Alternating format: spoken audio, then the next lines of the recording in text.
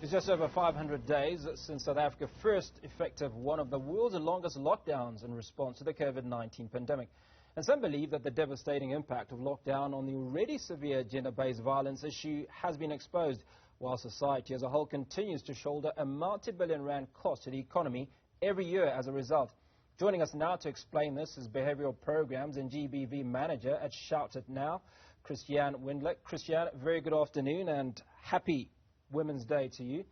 I suppose the first question would be, what is the effect that the lockdown has had on the already astronomical GB figures? Well, it's unfortunately when any kind of disruption like this happens, those who are most impacted are those who are already vulnerable. So unfortunately, women are highest impacted where we look at gender-based violence, where we look at the HIV epidemic, where we look at poverty, access to services. Those are all heavily impacting women, and COVID-19 has just further exacerbated that.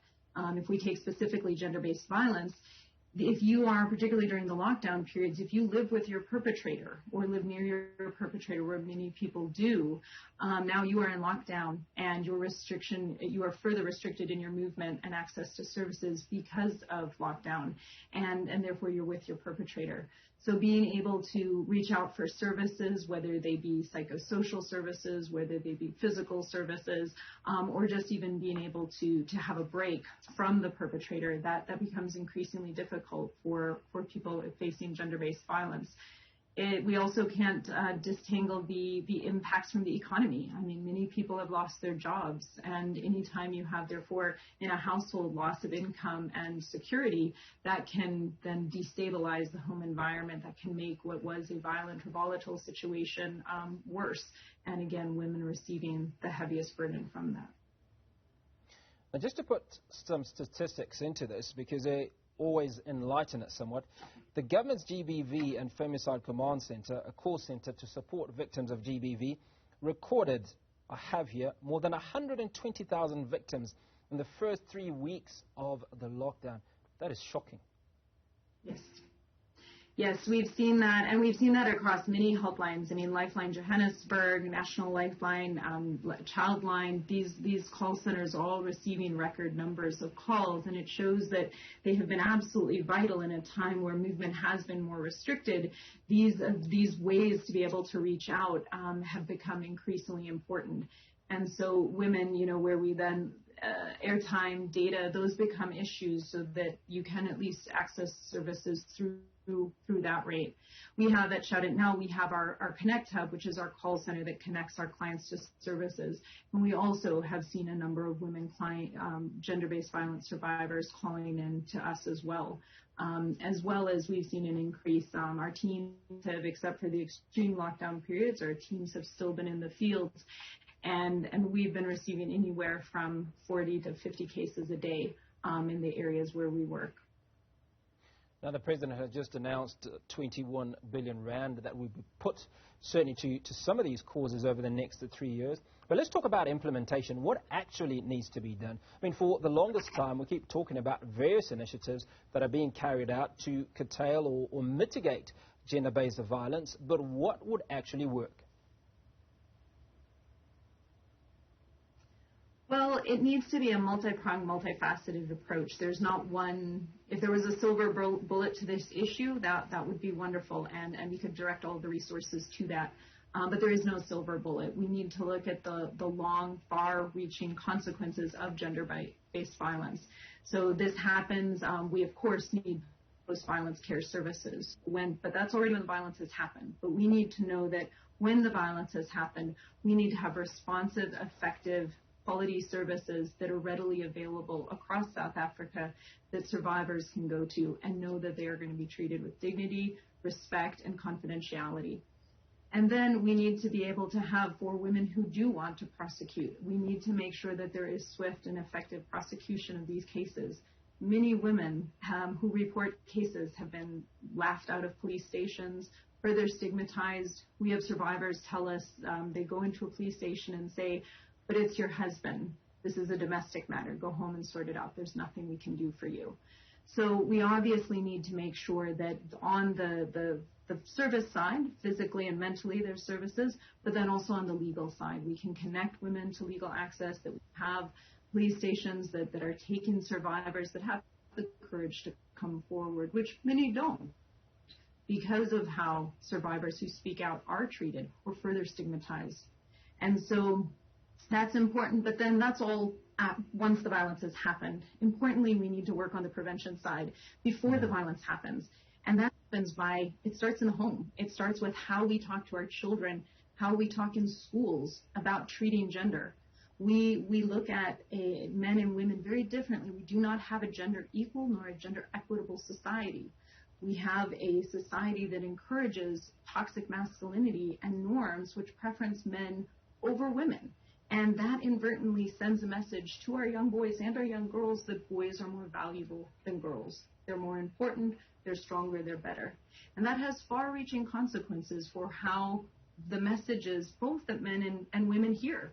So boys grow up thinking, I sat with young boys. I sat with a young boy as young as 13 years old who looked me in the eye and told me that he had gang raped a young woman with his two uncles, not realizing until that support group that day that was actually rape and that it was wrong. And so we have to start breaking down these norms. We have to start teaching our children and having conversations about equality, about gender rights.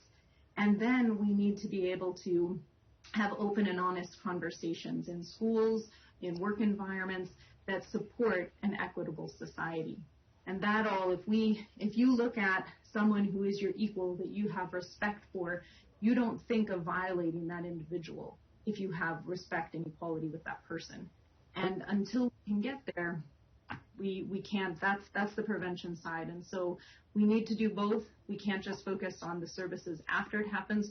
Both have to be there, and we need to make sure resources are distributed both on prevention and on care after the fact. I fully agree, Cristianne. Let's rewind a little bit. You talked about an incident that's obviously sparked some thoughts there around the 13-year-old that you had a conversation with. Take us through how you dealt with that individual. What was the conversation that you had? Was there any support offered to this individual? More importantly, did you seek out the victim and offer her support? Well, in this case, this was years after the fact, so unfortunately there wasn't a way to trace that particular survivor at the time. But the organizations like Shout It Now and many others, I was on a recent radio interview with a panelist, and a gentleman called in, and it was talking about how parents get involved around these conversations. And on air, live on radio, this gentleman says how he started having sex at 6 years old. And it was only based on a few follow-up questions that in the course of this live national interview, this man, for the first time, recognized that he had been raped as a grown man in his 30s, that this happened to him at 6 years of age. And he still hadn't recognized. And so a lot of times that's why these conversations are so important. And organizations like ours, going into schools, going into communities, bringing in some cases, we have groups that focus just on men. In others, we have that focus on men and women, having conversations and dialoguing about gender, because it's not until we do that that we start to question our own stereotypes and biases, our own experiences, and start to reflect on that. And so in the case of this young man, this 13-year-old, he hadn't had that opportunity. And then in this group, this safe group with his peers, with other young men, something triggered in his mind that he felt safe to be able to disclose that. And this particular individual was given extensive counseling. He unfortunately went into quite a state of depression after a recognition of what had happened. But he did receive those services and care that he needs. But it can't be just on, we have to involve the men, and we have to involve the boys, starting to talk to our teenagers or 20-year-olds about these kinds of issues. It's too late. Most of our base morals and the first 6 years of our lives are critical. So we've got to start having conversations with young boys so they grow up thinking about their role, what it means to be a strong man, what it means to be gender equal, gender equitable, how we respect all people. And those conversations are really critical. So we need to start doing that. But at the same time, for all our people and our children who are older than that, We need to carve out these conversations, and they need to happen intergenerationally. They need to happen with our peers, because it's only in that context that we can really break down and understand how different generations, how different genders look at things, and those are powerful conversations. And during lockdown, those kinds of things are harder to have as well. And a lot of parents, we talk to parents all the time that don't feel equipped to understand, how do I talk to my child about these things? I just hope they're not having sex, or they wouldn't do something like that. Cristianne, I'd like to ask something, coming back to the 6 years that you talked about, which are obviously fundamental to the socialization process. And I get the impression that a lot of initiatives that we're carrying out are additives or extras, if you will, as opposed to dealing with a structure such as the education system. Now, I'm not sure if there's political will, but would it not make sense for it to be curriculum-based? I mean, we have a pandemic, as the President mentioned, so surely in order to deal with this pandemic, we should be nipping it in the bud. So as young as they are, starting off school, should that not be part of the curriculum? We may not be able to deal with the grown-ups as well as we'd like to, but if we can prevent it from happening at that age. Right. Absolutely. Absolutely. And we do work with, the Department of Basic Education and Social Development. We're in many schools offering these programs, particularly in the LO classroom. And the life orientation classroom in general does need to be broadened and much more aggressive at looking at gender, gender equality, gender equity, gender sexuality, and gender identity. And yes, once we start having those conversations, because if you grow up having those conversations, if you grow up with that mindset, yes, it's very different. But in the same breath, we can't expect schools to do everything. Homes are powerful places. And so even though we have young women in our programs who will come forward and they will tell us that they are a survivor of rape, but yet they don't want the perpetrator to be hurt. They don't want to disclose who the perpetrator is, or they want to protect the perpetrator. And many times that's because it's someone in their home. And so home is a powerful place that we can't underestimate. And so, yes, we can say we need more robust education in the schools. We need more aggressive curriculum around this. Absolutely. However, we need to equip parents, and we need to open up and parents to confront their own vulnerabilities and sensitivities around this, and figure out how do we also start having these conversations in our homes. Cristianne Wendler, Behavioral Programs and DBV Manager at Shout It Now. Thank you for your time this afternoon.